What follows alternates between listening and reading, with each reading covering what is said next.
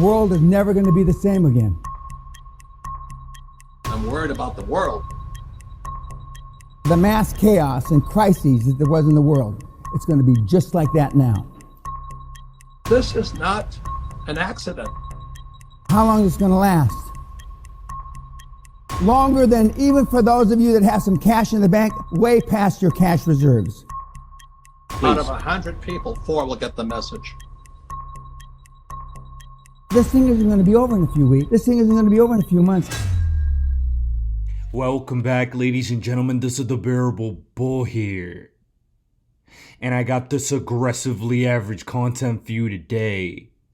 As guys, we have massive news as the UK's finance minister stated he's taking steps to position the UK as a global crypto tech hub. However, I'm going to let you know this. This is a manipulated headline by Bitcoin maxis at Blockworks. Let me make myself clear, I really like Blockworks. I think they're excellent as far as a crypto news source is concerned. But what was really stated is that the UK will become the first net zero financial center. Guys, what does this mean? Well, first of all, it's beginning to become more clear what Chris Larsen is warning about.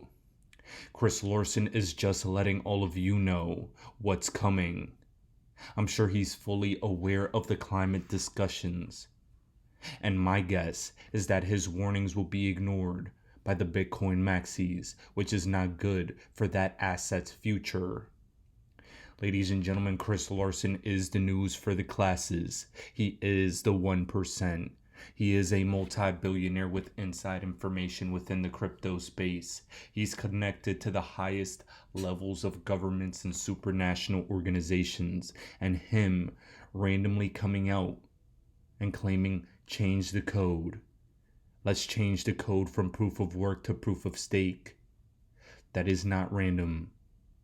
That is a warning, because powers that be beyond him are going to make it a point to go carbon neutral. Regardless of how you feel about that, that is what's going to happen. Now, ladies and gentlemen, before I continue, I'm going to play a brief clip from the UK discussing just this. There's a genuine opportunity to build on our strengths in fintech, seize the capitalist energy which has already made UK financial services what it is, and use it to unleash the potential of crypto technologies. It's not going to happen overnight, much though I appreciate many of you want it to. But we will get there as quickly as we reasonably and responsibly can. So what does the future of crypto here in the UK look like? No one knows for sure. But we think that by making this country a hospitable place for crypto, we can attract investment, generate swathes of new jobs, and create a wave of groundbreaking new products and services. We're on the cusp of something very important. We have the opportunity to shape and lead it. And that is what we will do. Ladies and gentlemen, thank you to XRP Fudge for that one, as I think all of you get the point. The UK is powering through, trying to get regulatory compliant as the UK government announces its plan to adopt stablecoins as a legal tender. Guys, this is where crypto is going to go. Stablecoins, CBDCs, and regulatory compliant carbon neutral or carbon negative cryptos. Welcome to the other side of crypto regulations. We're on the precipice of it, and it's not going to stop. Get your investments in a row with what's going to come soon. And ladies and gentlemen, before I continue, there's an important clip that I want to show all of you. It's about the American narcissism when it comes to crypto policy. And it's actually something I've seen plaguing the XRP community. You see, ladies and gentlemen, first, before I go into that, We have to see that Hester Pierce blamed the SEC over the lack of fair notice. Hester Pierce said that the SEC refused to provide regulatory guidance about how their rules apply to crypto assets, so the responsibility for lack of regulatory clarity lies at their doorstep. You see, guys, the SEC has their own members going against them because they know the corruption and lack of fair notice that they've given. When the SEC themselves are divided on the issue, you understand what's really going on here and the conflicts of interest at play. Besides that, though, as far as American policy is concerned, we have to understand that cryptocurrencies are a global phenomena. This is cross borders. This is the whole planet. So just because one country may try to ban or be strict on it, that does not mean crypto is going away. How many times has China tried to ban Bitcoin? How many times has India tried to ban crypto? Russia as well. We've seen this time and time again. And time again, the crypto space rises out of the ashes of it. We sometimes see a quick downwards price movement, followed by an aggressive recovery. So I have to remind the XRP community when it comes to this SEC Ripple case, that XRP will succeed regardless of whether or not the US wants to play ball. That is what you all need to know. The worst case scenario is that XRP has regulatory clarity in every single country on the planet except the US. But the most likely scenario is that we're going to get regulatory clarity in every single country on the planet. Don't forget that. The upside is too enormous. And before I continue, please listen to this clip to gain a better perspective about what the people in the crypto space have to say about that point. I wonder, and you kind of alluded to this, it sounds like you're not interested in the United States at all. I wonder if you could tell us why, and maybe that's part of the reason why you're based in Asia to begin with. No, I am Asian. As you can see, I was born in Asia. It's just a question that, when it's fascinating when talking to Americans that they're sort of obsessed with American policy and American regulators and things like that, it's quite possible that in other parts of the world that they have different priorities and different things to pay attention to. What? It's not that I'm not interested in the United States. It's just that I'm interested in the entire world because I'm not from the United States. And ladies and gentlemen, that right there is the perspective you all need to have. It's so much bigger than the United States. XRP, crypto as a whole, is a global, international phenomena. One thing I hear frequently in my mentorship program from people that ask me questions is, Bull, what do you think is going on with this SEC case? When do you think it's going to settle? Personally speaking, I don't care. And the reason is because I always believe that XRP will move last in this bull run. But when it finally moves, it will move the fastest and the highest. This SEC case is United States centric. It will not define what XRP does on the planetary level. It will only define whether or not the US will fall behind or be at the front of the line of the fourth industrial revolution. That being said, though, we see my prediction playing out like clockwork. Ladies and gentlemen, Bitcoin, 46,600. Ethereum, powering through $3,500. BNB 450. Solana 130. Terra is absolutely on a tear. No pun intended. $116. 88 Cardano hanging in there at $1.20. Avalanche at 10th place at $96, but XRP is over here falling down lower in the top 10 to 9th at 82.5 cents. Ladies and gentlemen, we see the rest of the crypto space taking off for this altcoin season. Moonbeam absolutely exploding. Stefan, I still don't know what the hell that is. Audius, Cello, Zilliqa up double digits on the week. I think you've all primed your minds that this April into May will be an explosive altcoin season. You're just waiting for when. Is it possible we could see a very brief downturn, pullback in the next couple days? Absolutely. Does it matter? Absolutely not. Ladies and gentlemen, we're going to have an opportunity to profit from our non-XRP altcoins, funnel those profits into XRP for its final run. And like I said before, I'll say again, I personally believe that XRP has the possibility of reaching that $10 to $13 mark this bull run. But over here on TradingView, I've drawn this parallel channel. And this parallel channel takes XRP all the way up to the $200 mark. Ladies and gentlemen, let me explain a little theory I have for all of you very quickly. I believe in the next couple weeks into May, we could see this speculative FOMO altcoin season. XRP reached the $10 to $13 mark, and then we pull back to around $4. The reason I say $4 is because previous resistance from the all-time high in 2017-18 will become the new support.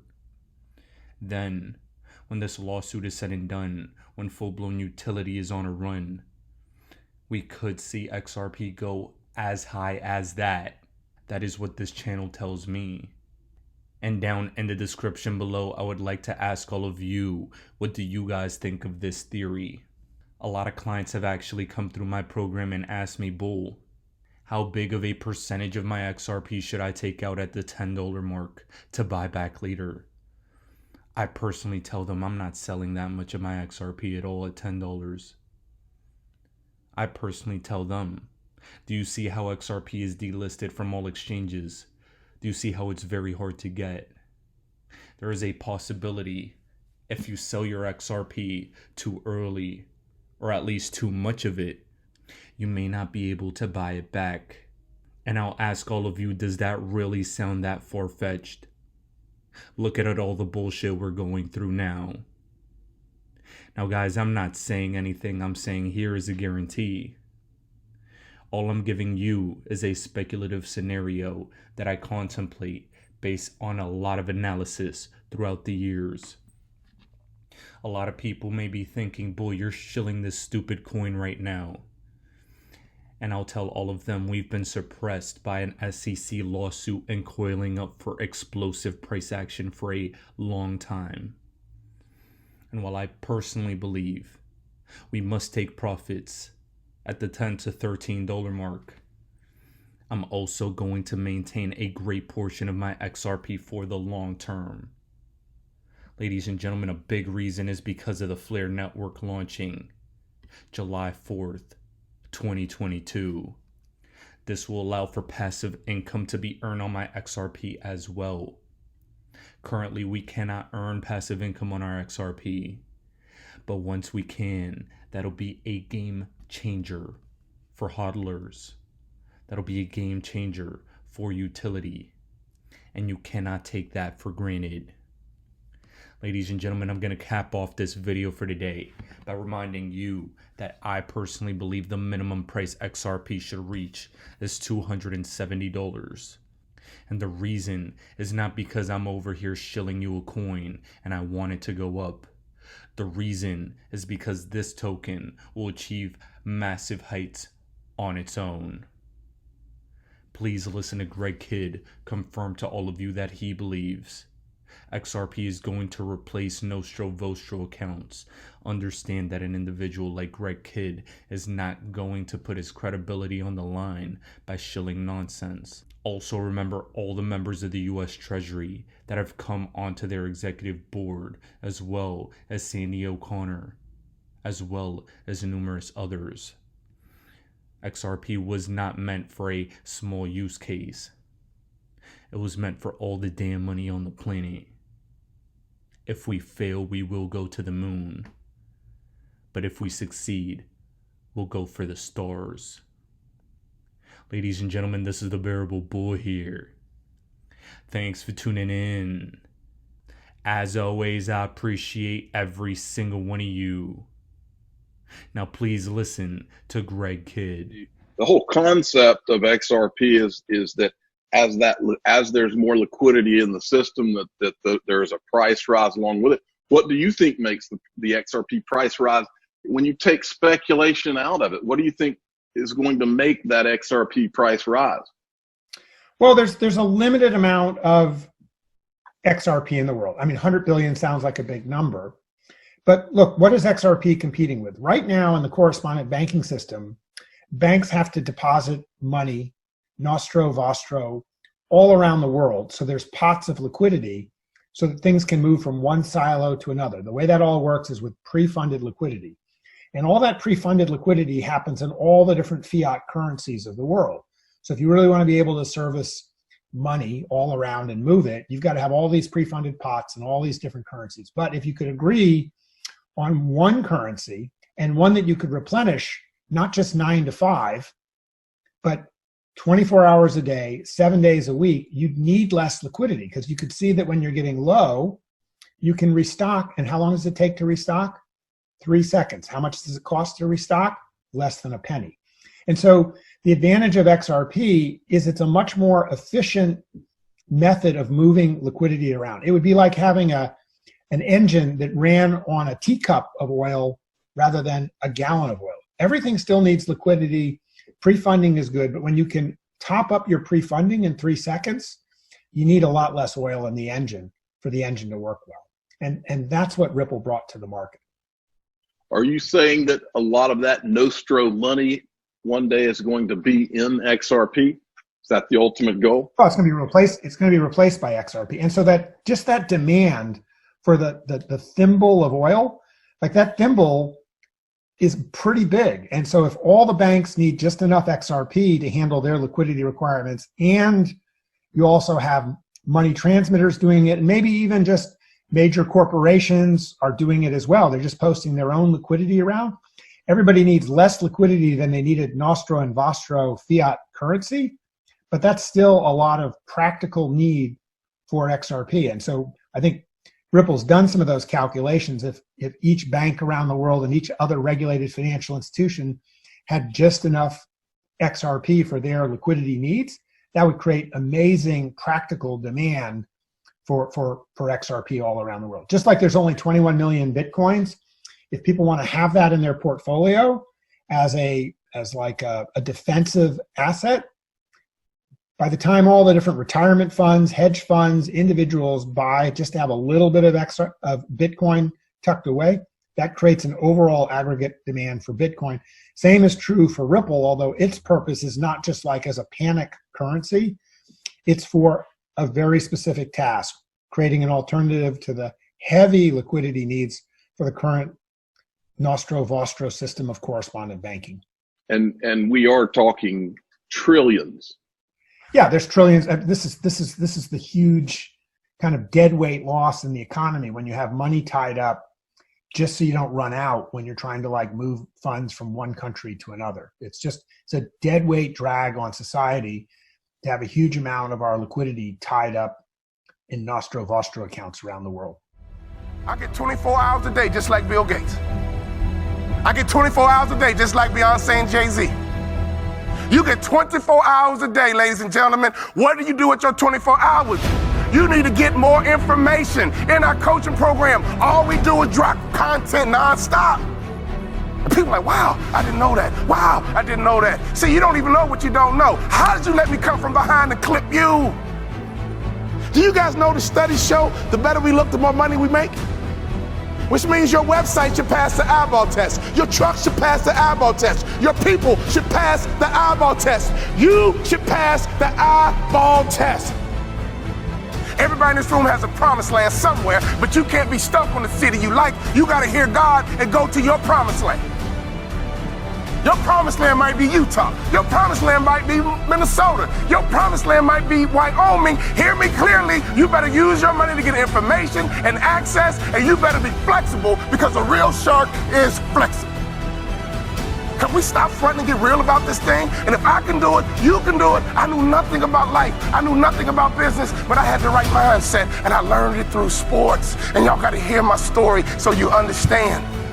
I didn't even start on my college basketball team. I came off the bench. At the University of Minnesota, I came off the bench. But in my mind, you can bring me off the bench, but I'm an NBA ball player when you get through talking. When you get through, I'm an NBA ball player.